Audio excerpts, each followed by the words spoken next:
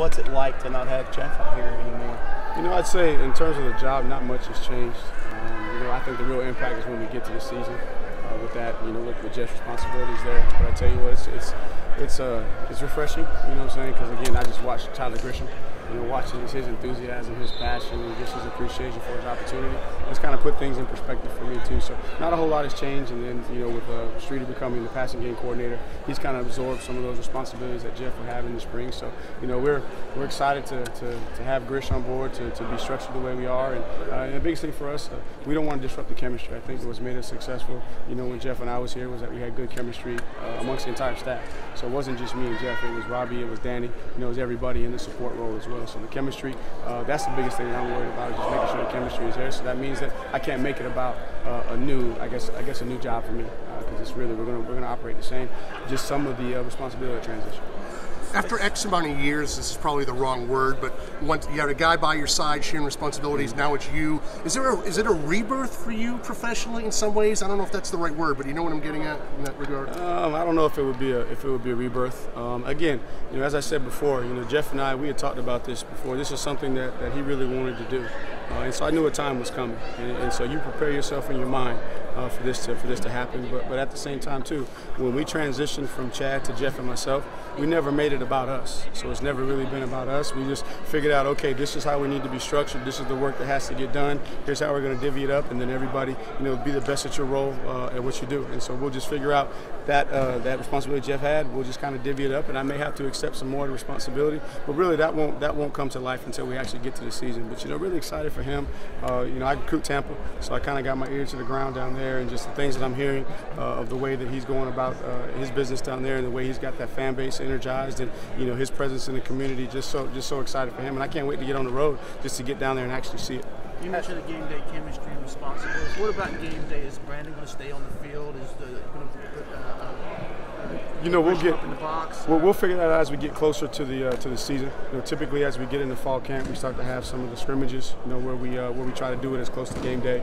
That's something we think about this summer as we go into all-in meetings with Coach Sweeney. He'll have his input, but for right now we're just focusing on spring practice, and as we get deeper into the summer, we'll figure out exactly how we're organized. But I don't plan on coming down. Tony, I'm sure you were thrilled to have Travis back. What was that like? And then Jay as well. What was his reaction? What was your conversation? You know, with Travis, you know, the biggest thing for me, I just wanted to make sure that I educate him for my best understanding of what is ahead. And then the decision was up to him. And really wasn't surprised, you know, either way. Just being around Travis, I know what kind of young man he is, how much he cares about being a leader in his family, how much he cares about his education. You know, and you know where he values football. You know, he's a great football player. He loves the game, but he has this out of perspective. So to have a guy like that come back as a coach, you know, it's you know, it makes you a better coach. Trust me. But you know, for some of them younger guys, they had to make a decision. You know, because a lot of those guys came here, you know, thinking that, hey, he's probably going to transition, you know, after 3 years, and then I'm going to have an opportunity to compete. And Lin Jay was one there.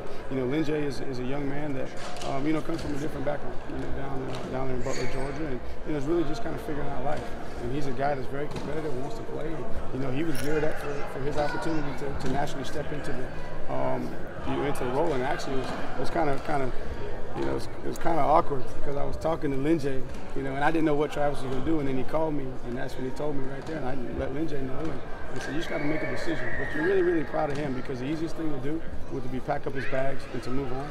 But he decided, you know what, I'm going to step back, I'm going to mature and grow and see it as an opportunity to play with a pro, to learn how to prepare like a pro, you know, and just really take advantage of his opportunity and not worry so much about the quantity of the reps that I get, but just focus on the quality. So really, really proud of seeing his maturity, you know, as he's gone through the spring. He's had a different mindset, different look in his eye. You know, he's really ready to go challenge and compete. Coach Sweeney was saying the center position is going to be pretty fluid with Cade Stewart and Blake Vincent and some other guys who are cross-training. It's been a while since that's been the case for you at center. How interesting is that going to be? Well, you know, last year going into it, it was Pollard or Gage. You know, so it was kind of fluid with those two guys, and then Pollard solidified it. And naturally, you would think that Cade, being the most veteran guys, actually played and started at that position. You know, in competition, that he would be the guy. And obviously, his schedule's a little bit different this spring, was just some of the younger guys. But we're going to need as many as we can have, ready to go, because you're one injury away from. And then again, it may be a situation where one of those guys steps up, and Cade may be better served at the guard position. That's what the spring is all about, figuring out as many guys as we can get snapping the ball to give us flexibility. And then as we progress through the spring, when we really start to back off with the installation and let the guys play, we'll know how it's going to sort out with the best five. You had a scrimmage today? A little bit. It was more situational, where we're just, trying to get the guys thinking about football, certain scripted things where, okay, we're 1st and 10, we're just trying to get 4 yards. And we got maybe a 2nd down, play the 3rd down. So it was more situational, and as we go and progress, then we'll completely get off the field and let it be more like a game.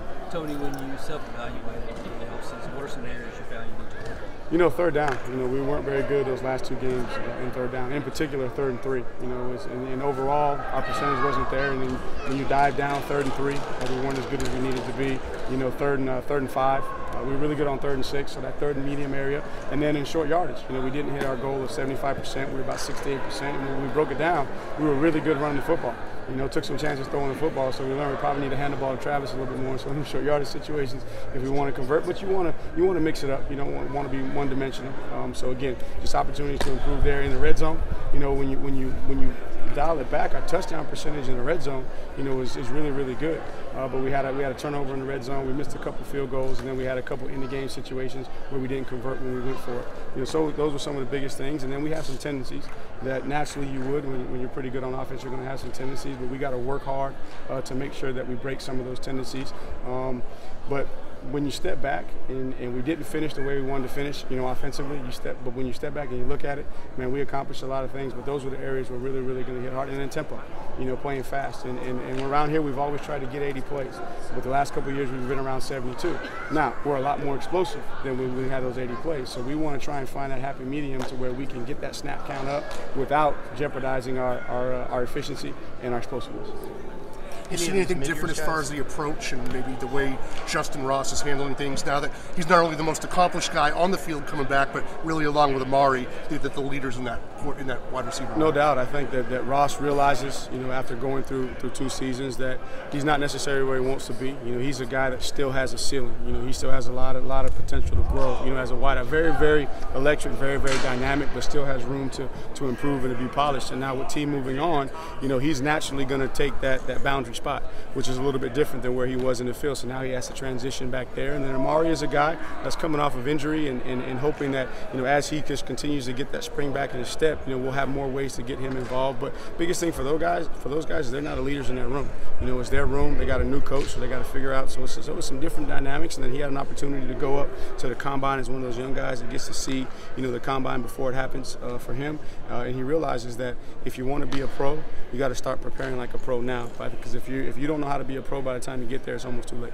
Any of these mid-year guys flash to you? Man, they all at times are flashing. You start with the offensive line. Obviously, you just look at them. It's like, okay, that's what we want them to look like coming in. But again, they're swimming, and for them, in fairness to them, they're the second team right now. They're in there, and BV, he don't slow down the installation for a second team offensive lineman that are freshmen. So everything is spinning for them, but you can see their bodies, the way that they move. You can tell that they got a good foundation. I'm just trying to think. EJ, EJ's another guy that's very, very fluid. Still a lot to learn, but you can tell. It's almost a spitting image of Ross, probably a step faster than Ross from what I can tell, from what I've seen. Sage, Sage is a tough guy. Just really, really been pleased with his toughness and his willingness to get in there and mix it up. Just trying to think. Oh, and DJ. I was telling somebody the other night. It's like, okay, I was here with Taj. Man, it's like, okay, well then Deshaun's like, man, then Trevor, and then you see an arm like DJ's. It's just it's unbelievable the way these young quarterbacks are coming in just from a poise standpoint. He's so poised in the pocket. Now he's still got a lot to learn, but I tell you what, we didn't know how it was going to go. Tyson a year ago in this situation was struggling with some of the motions and whatnot, but DJ just looks calm and collected, and when that ball comes off his hands, it comes off. You moved Taquan Johnson over to the Taquan, offensive side. Yep. You had a lot of success with that with Gage and Tyler Right. Shatley years ago. How do you think his future looks as I think just from a couple days, just watching him, that's probably the best move for him. Very powerful. Looks like he's picking up concepts pretty good. but when he gets his hands on you, and he moves well too, you know, it's a situation where I think with his skill set on the offensive line is really, really going to help him going forward because he can move, change direction, and he's probably the most powerful guy that we have. Now it'll just be a function of picking up the concepts and then being able to do things in real time. Tight end was not a big part of the receiving game Right. last year, Right. but I'm watching him walk off the field the other night, Yeah. you know, with Davis and Jalen Way Yeah. and Brayton's back. Expect It's a to good, see that. you know, definitely, and that was an area, you know, as you look at the self-scout, that over the last couple of years, you know, the production there. Now, the running back kind of carried that, you know, so it kind of transitioned to Travis and Linjay's, you know, evolution as receivers. But when we're at our best is when we can stay in that base personnel and we can really, really stretch the field, you know, with all 4 receivers on the field, as a tight end being one of them. So excited about their growth. And so with Braden being back and now, you know, Davis being a year older, you know, that's going to push chalk. And then now you got, like I said, Sage has come in and, you know, he wants to try and compete, so that's going to push Jalen Lay. So really, really excited with the bodies that we have there, and I think it's probably overall from a talent, you know, top to bottom, probably the best group of tight ends that we have. Now we just got to get them all ready to go function in all situations.